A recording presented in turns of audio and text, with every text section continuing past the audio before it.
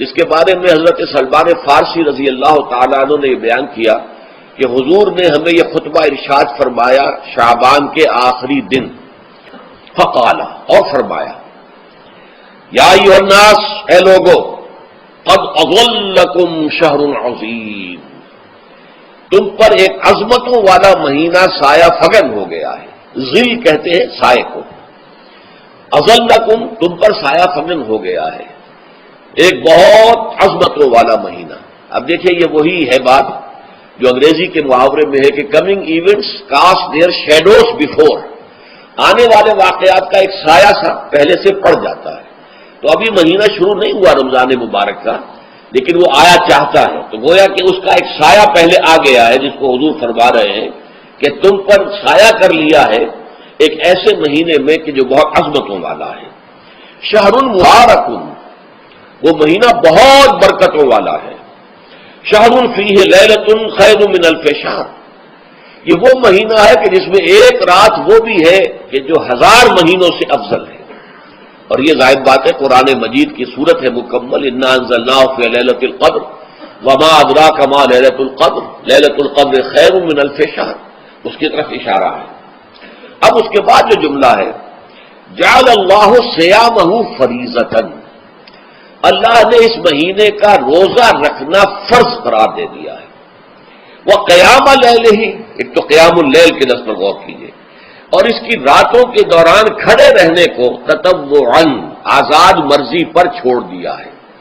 کتب علیکم الصیام کما کتب علی الذین من قبلکم لعلکم تتقون، تاکہ تمہارے اندر تقوی پیدا ہو جائے۔ اب یہ ہے حکمت صوم کی پہلی آیت۔ تقوی کسے کہتے ہیں؟ بچنا۔ کس چیز سے بچنا؟ اللہ نے جو چیزیں حرام کی ان سے بچنا، اللہ کے احکام کو توڑنے سے بچنا۔ جب رمضان کا مہینہ وہ ہے کہ جس میں قرآن نازل کیا گیا، اب جو شخص بھی اس مہینے کو پائے اس پر لازم ہے کہ اس کے روزے رکھے۔ ہاں، من کان مریضا او علی سفر، جو شخص ہو مریض، بیمار ہو یا سفر پر ہو، فعدۃ من ایام اخر، تو وہ تعداد پوری کر لے دوسرے دنوں میں۔ یرید اللہ بکم اليسر ولا یرید بکم العسر، اللہ تمہارے ساتھ آسانی چاہتا ہے، سختی نہیں چاہتا۔ اچھا، روزے کا اس سے تعلق کیا ہے یہ سمجھ لیجیے۔ دیکھیے، ہمارے گناہوں کا سب سے بڑا سبب ہمارے نفسانی تقاضے ہیں۔ ہم ایک حیوان بھی ہیں، اور حیوان سے بڑھ کر بھی کچھ ہے، وہ میں بعد میں عرض کروں گا، لیکن حیوان تو ہے۔ جیسے ہر حیوان کو کچھ خوراک کی ضرورت ہے، ہمیں بھی ضرورت ہے۔ ہر حیوان کو بقائے نسل کا معاملہ جنسی ہے، وہ ہمارا بھی ہے۔ ہر حیوان کو کوئی نہ کوئی سر چھپانے کی جگہ چاہیے، کوئی گھونسلہ ہو، کوئی کھو ہو، کوئی بل ہو، کچھ بھی ہو، کچھ چاہیے آتے۔ اسی طریقے سے ہمارے سارے تقاضے ہیں۔ حیوانات کو بھی آرام چاہیے، ہمیں بھی آرام چاہیے۔ یہ حیوانی تقاضے جو ہیں، جن کو ہم کہیں گے اینیمل انسٹنکٹس، ہمارے وجود کے اندر ہیں یہ، اور ان کا تقاضا ہمارے اندر سے ابھرتا ہے۔ یہ جو کیفیت انسان کی ہے، اس کے لیے ایک مشق جو ہے وہ روزہ فراہم کرتا ہے۔ روزے کے آپ نے 12، 13، 14 گھنٹے کا بھی روزہ ہوتا ہے، بعض جگہوں پر 16، 17 گھنٹے کا روزہ ہوتا ہے۔ اس عرصے میں آپ اپنے نفس کو حلال چیزوں سے بھی روکے رکھتے ہیں۔ اس منہ گھوڑے کو، منہ زور گھوڑے کو جو ہے آپ اس کی لگام کس کر رکھتے ہیں کہ حلال بھی نہیں کھانے دے رہے۔ یہ پابندیاں نفس کے اوپر لگانا، یہ ایک مشق ہے، یہ ایک ریاضت ہے۔ اس ریاضت کا حاصل یہ ہونا چاہیے کہ انسان بقیہ 11 مہینوں میں اپنے آپ کو حرام سے تو بچائے نا۔ یہاں وہ حلال سے رکا ہوا ہے اللہ کے حکم سے، کہ حلال چیز بھی نہیں کھا رہا، دن بھر نہیں پی رہا، دن بھر نہیں اپنی کوئی شہوت پوری کر رہا، دن بھر حلال ذرائع سے بھی، تو اس سے اس کے اندر یہ ایک، اس کو ہم کہیں گے سیلف کنٹرول پیدا ہو جائے، اپنے نفس کو قابو میں کر لے۔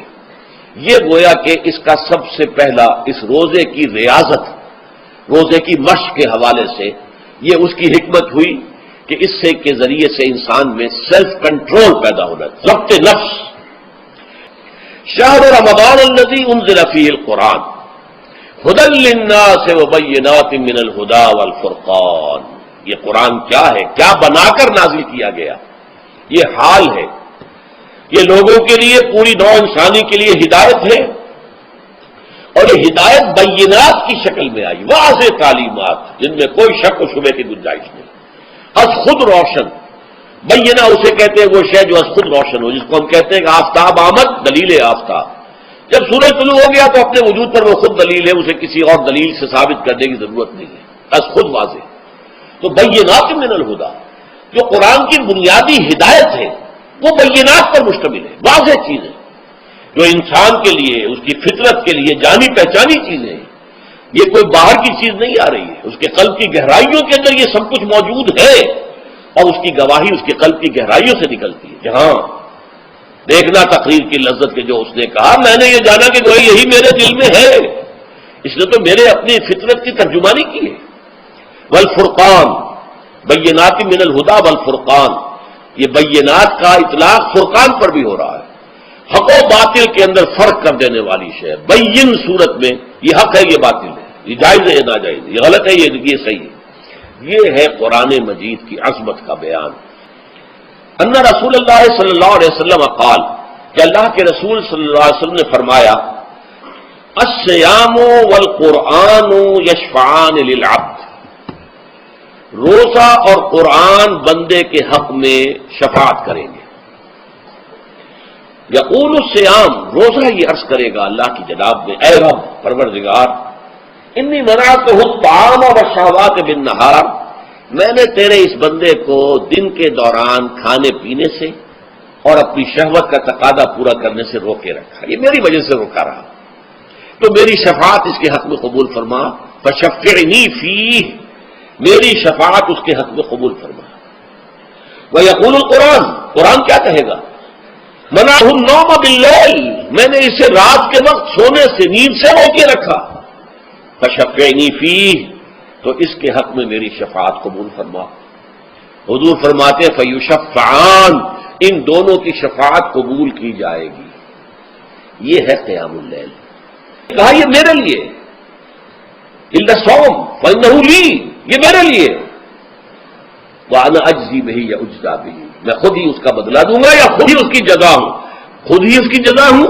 اللہ کے اس بندے کا تعلق میرے ساتھ ایسا قائم ہو جائے گا کہ گویا کہ اسے میں مل گیا، اور میرا یہ مل جانا ہی در حقیقت انسانیت کی معراج ہے۔